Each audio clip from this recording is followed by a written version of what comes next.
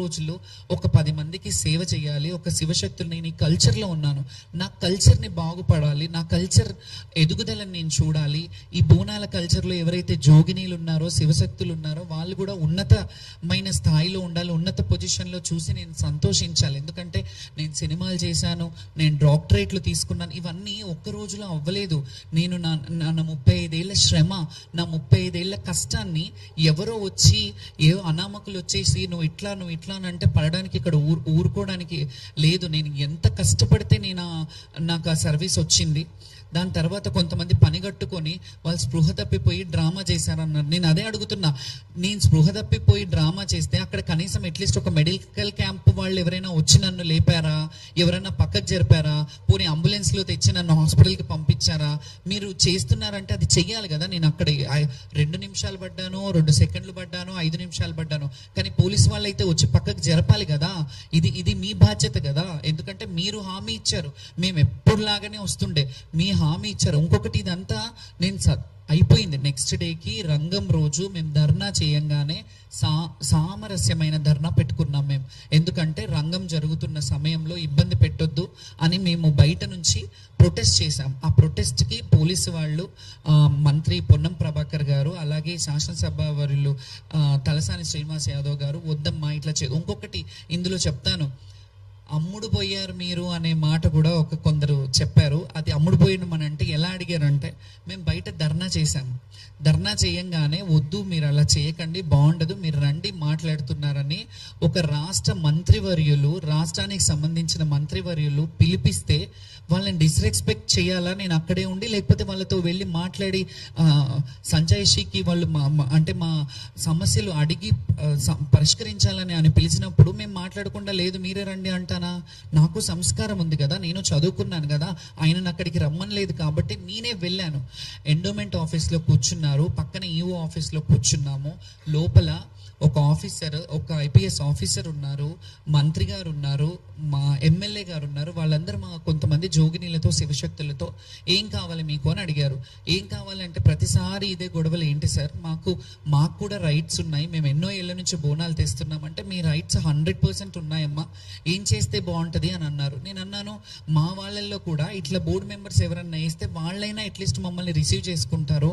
ఒకరు మాలాంటి వాళ్ళు ఎవరన్నా ఇక్కడ టెంపుల్ దగ్గర ఎవరన్నా మా శివశక్తుల సంబంధించిన వాళ్ళని వేసి ఉంటే ఆ కమిటీలో కానీ లేకపోతే అక్కడ చుట్టుపక్కల వాళ్ళు మమ్మల్ని చూసుకోవడానికి ఒక ఇన్ఛార్జ్గా ఒక శివశక్తిని నేను ఒక్కదాన్ని ప్రతి ప్లేస్లో చేయలేను.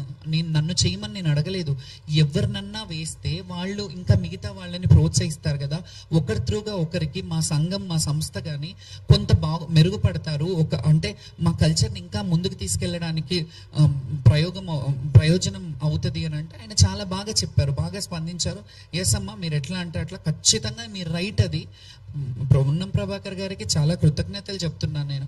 మీ రైట్ అమ్మా అది. మీరు చాలా రిక్వెస్ట్ చేశారు, మీరు ఇలా చెయ్యొద్దు, మీరు ఆశీర్వదించాలి, మేము ఓట్లు అడిగి ఎట్లాగైతే ఇట్లా సభలలో వస్తామో మీ ఆశీర్వాదాలు కూడా మాకు కావాలి, మా రాష్ట్రం నడిపించడానికి కూడా మీ దీవెనలు ఉండాలని ఎంత బాగా చెప్పారు. అయిపోయింది. అంతకు ముందు రోజు కూడా నేను ఇది చేస్తుంటే మీరు అందరు చాలా మంది అన్నారు ప్రతిపక్షం వాళ్ళు ఇది చేస్తున్నారేమో అని.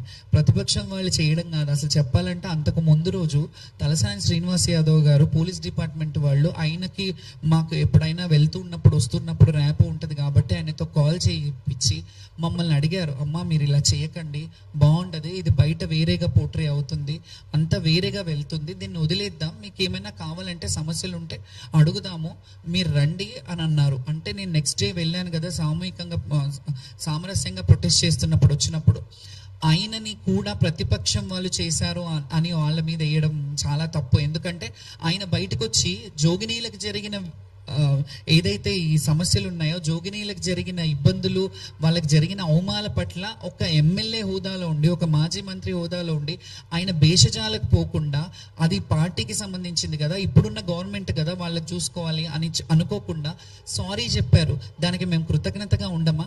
దానికి కూడా మళ్ళీ ప్రతిపక్షం వాళ్ళు మాట్లాడారు అని అన్నారు. సరే ప్రతిపక్షం వాళ్ళు ఉన్నారు, ఇప్పుడు గవర్నమెంట్లో ఉన్న వాళ్ళు ఇద్దరు ఉన్నారు. లోపలికి వెళ్ళి ఆయన మాట్లాడంగా బయటకు వచ్చి చెప్పారు మేము చూసుకుంటాము. వాళ్ళకి కొన్ని బోర్డు మెంబర్స్ అడిగారు, బోర్డు మెంబర్స్ ఇస్తే ఇలాంటి ఇష్యూస్ జరగవు కదా, వాళ్ళకు కూడా ఇలాంటి దేవాలయ దేవాలయాల్లో కొందరిని అసోసియేట్ చేయాలి అని వాళ్ళు కూడా ప్రెస్లో చెప్పారు మీ అందరి ముందే. వాళ్ళు వెళ్ళిపోయారు. హ్యాపీగా ఉంది కదా అని మేము డ్యాన్స్ ఆడాము. అక్కడ ఆడితే కొంతమంది జోగినీలు ఏమంటారు, మీరు డ్రామా చేశారా, మీరు ముందు ప్రొటెస్ట్ చేశారు తర్వాత పోయి డ్యాన్స్ ఆడారు అని అంటారు. ప్రొటెస్ట్ చేసింది బోనాలు చాలా మంది వ్యక్తుల గురించి. అంతకుముందు జరిగిన బోనాల పండుగ రోజు నిర్వహించిన కార్యక్రమాల్లో ఏవైతే తప్పుదాలు ఉన్నాయో, పోలీస్ డిపార్ట్మెంట్ది కావచ్చు, ఎండోమెంట్లో సంబంధించిన సమస్యలు ఏవైతే ఉన్నాయో వాటి గురించి పోరాడం. నెక్స్ట్ డే ఆ ప్రొటెస్ట్ అయిపోయాక మీకు ఏం కావాలి అని అడిగి మమ్మల్ని సంజాయించినాక అంతా హ్యాపీ ఉన్నప్పుడు ఇంకొకటి, అమ్మవారి ముందు అమ్మవారి ఊరేగింపు బయటకు వచ్చింది. ఏరుగా అంబారి మీద అమ్మవారు కూర్చున్నప్పుడు మేము ఆడడం, మా పుట్టుకే, మా బతుకే, మా జీవితమే కాలికి గజ్జ కట్టి అమ్మవారి ముందు ఆడడం. జోగినీలంటేనే, శివశక్తులంటేనే మాకు గజ్జ కట్టిన వరకు, మేము గజ్జ కట్టేంత వరకు మా బ్రతుకులు గడవవు. ఎందుకంటే మేము రెడీ అవుతాము అని అంటున్నారు కదా సో కాల్డ్ పీపుల్స్. మేము రెడీ అవుతేనే మాకు అన్నం పుడుతుంది. మేము ఇలా ఉంటేనే మాకు నలుగురు మమ్మల్ని పిలిపించి బోనాలు ఎత్తుతారు. మా అన్నం ఇది, మా అందమే మా అన్నం. అందుకే మేము దాని గురించి అలంకారంగా తయారవుతాం. మీరు ఎలా మాట్లాడతారు? మీకు కొంచెమైనా మానవత్వం ఉందా? ఒక మనిషిని, ఒక శివశక్తిని, ఇంత సీనియర్ మోస్ట్ శివశక్తిని అట్లా మాట్లాడడానికి మీ మాటలు నన్నేం కుంగజెయ్యవు. అయితే ముందుగా ఏడ్చుకుంటూ కూర్చోవాలి, నెక్స్ట్ డే ఆడొద్దు అని అంటే మీరెవరు చెప్పడానికి? ఏడ్చుకుంటూ చాలా ప్రభుత్వాలు ఏడిపించాయి మమ్మల్ని, మమ్మల్ని ఏడిపించిన ప్రభుత్వాలు ఏడ్చుకుంటూ ఉన్నాయి. కానీ అట్లా మేము ఎప్పుడు కూడా ప్రభుత్వం వ్యక్తులను ఎప్పుడు విమర్శించలేదు. గత ప్రభుత్వంలో కొన్ని తప్పిదాలు జరిగినప్పుడు గత ప్రభుత్వంని మేము క్వశ్చన్ చేశాం. ఎందుకంటే మా వృత్తికి న్యాయం చేయండి, మేము వృత్తిలో దీంట్లోనే బ్రతుకుతున్నాము, మాకు ఇంకా వేరే ఉపాధి లేదు, మేము బోనాల కల్చర్లోనే డిపెండ్ అయి ఉన్నాము. మేము ఇక్కడికి వచ్చిన మమ్మల్ని చూసి ఇంకా ఎవరన్నా బోనాలకు పిలిపించుకొని, వాళ్ళ ఇళ్లలో పిలిపించుకొని వాళ్ళు బోనం చేయించుకొని మాకు కట్నం ఇచ్చి మా జీవన వృత్తికి అయిన వాళ్ళందరికీ మేము కృతజ్ఞతలు చెప్పాం. మాకు అన్నం పెట్టే అన్నదాతలు ఎవరైతే ఉన్నారో వాళ్ళందరూ మమ్మల్ని పిలిచి బోనాలు పెట్టితేనే మాకు అన్నాలు. మేము చేసుకునే వేరే ఇది ఏమీ ఉండదు. మాకు బోనం వస్తే చాలా మంది శివశక్తులు, నేనన్నా కొంత అటు ఇటు కొన్ని సినిమా రంగంలో అందులో ఇందులో, అంటే ఎందులో తక్కువ మేము, ఎందులో తక్కువ, ఒక డాక్టరేట్ తీసుకోవడంలో తక్కువ, ఒక చదువులో తక్కువ, సంస్కారంలో తక్కువ అని మేము ఎందులో తక్కువ కాదనేది నేను ఎప్పుడు కూడా మా శివశక్తుల్లో చాలా మంది నన్ను రోల్ మోడల్, ఇన్స్పిరేషన్గా తీసుకున్న వాళ్ళకి నేను కరెక్ట్గా ఉండాలి. నేను ప్రపంచంలో మనం కొన్ని విషయాలు చేస్తాము, కొన్ని జాబ్ సాటిస్ఫాక్షన్ అంటారు, అలా సినిమా రంగంలో కూడా కొన్ని సినిమాలు చేశాను నేను. దాన్ని కూడా మీరు అలా చేయొద్దు ఇలా చేయొద్దు అని అంటే, మేము బతకడానికి కష్టపడుతున్నాం, బ్రతుకు తెరువు కోసం మేము కష్టపడుతున్నాం. మేము ఇంకా వేరే పనులు, ఇంకా నేను చెప్తే బాగుండదు, అలాంటి పనులు చేసుకొని బ్రతకట్లేదు.